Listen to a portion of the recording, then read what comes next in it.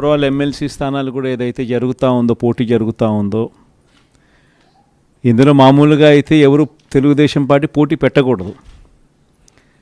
నైతిక విలువలు ఉన్న ఏ పార్టీ అయినా పోటీ పెట్టకూడదు. ఎందుకంటే 600 చిల్లర స్థానాలు మనం గెలిచినాం.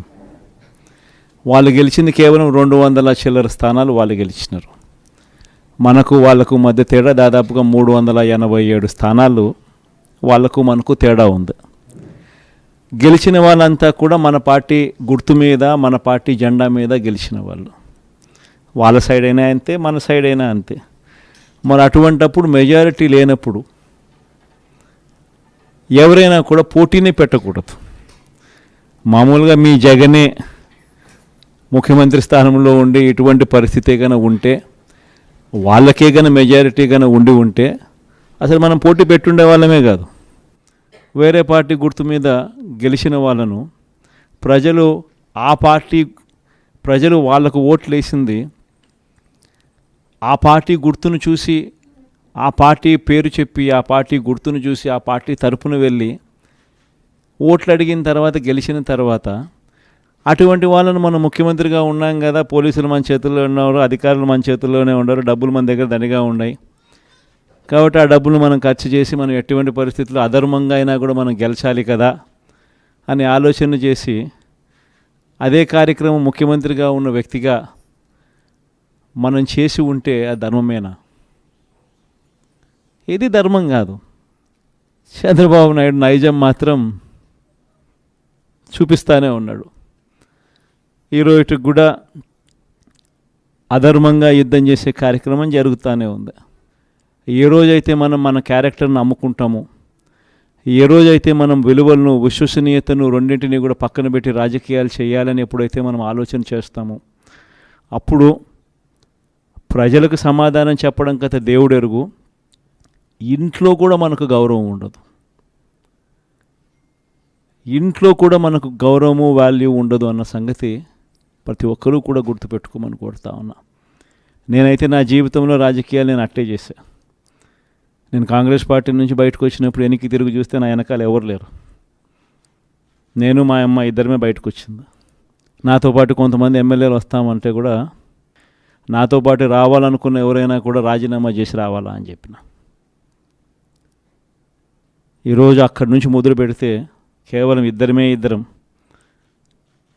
పార్టీ నుంచి బయటకు వచ్చి మొదలు పెడితే ఈరోజు దేవుని దయతో ప్రతి అడుగులోనూ కూడా విలువలతో కూడిన రాజకీయాలే చేశాము, విశ్వసనీయతతో కూడిన రాజకీయాలే చేశామని గర్వంగా తలెత్తుకొని కూడా చెప్పగలుగుతాం. ఈరోజు 22 నెలలు అయిపోయింది, స్కూళ్ళు తెరిచినాయి, పిల్లలు బళ్ళకు పోతూ ఉన్నారు. కనీసం జగనే ఉంటే కనీసం అమ్మఒడి కింద 15,000 ఈ పాటికి జగన్ ఉంటే వేసి ఉండేవాడు. ఆ 15,000 బాయా, ఈయన నీకు 15,000, నీకు 15,000, నీకు 15,000 అని ఇస్తానని చెప్పి అది బాయా. వ్యవసాయ పనులు ముమ్మరంగా సాగుతూ ఉన్నాయి. జగనే ఉంటే రైతు భరోసా కింద 13,500 చేతిలో పడేది. జగనే ఉంటే చంద్రబాబు వచ్చాడు, 20,000 ఇస్తానన్నాడు, ఆ 13,500 బాయా, ఆ 20,000 బాయా. ఏదైనా కూడా మోసం, అబద్ధాలు, అధర్మంతో చేసే ఏ పాలనైనా కూడా ఎక్కువ రోజులు ఉండదు. మనం చేసింది ఏదైనా కూడా ఈరోజు తలెత్తుకొని పోగలుగుతాం, తలెత్తుకొని గర్వంగా ప్రతి ఇంటికి పోగలుగుతాం. ఏదైనా కానీ మాట చెప్పింది జగన్ కాలంలో, వైఎస్ఆర్ కాంగ్రెస్ ప్రభుత్వంలో చేసినాము అని చెప్పి గర్వంగా తలెత్తుకొని పోగలుగుతాం. అది మనకున్న సర్టిఫికెట్. కానీ ఇదే చంద్రబాబు నాయుడు మనుషులు, చంద్రబాబు నాయుడుకు సంబంధించిన లీడర్లు, చంద్రబాబు నాయుడుకు సంబంధించిన ఎంపీటీసీలు, చంద్రబాబు నాయుడుకు సంబంధించిన జెడ్పీటీసీలు ప్రజల్లోకి పోగలుగుతారా? ప్రజల్లోకి వాళ్ళు పోతే ఏమైందయ్యా సూపర్ 6, ఏమైందయ్యా సూపర్ 10లు, ఏమైందయ్యా నువ్వు ఇచ్చిన మాటలు అని చెప్పి అడిగితే సమాధానం చెప్పుకోలేని పరిస్థితుల్లోనే తన మొత్తం క్యాడర్ కూడా అయిపోతుంది. తెలుగుదేశం పార్టీ చేస్తూ ఉన్న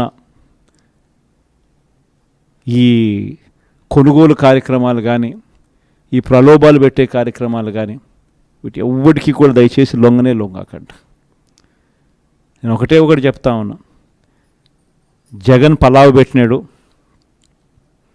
చంద్రబాబు బిర్యానీ పెడతానన్నాడు.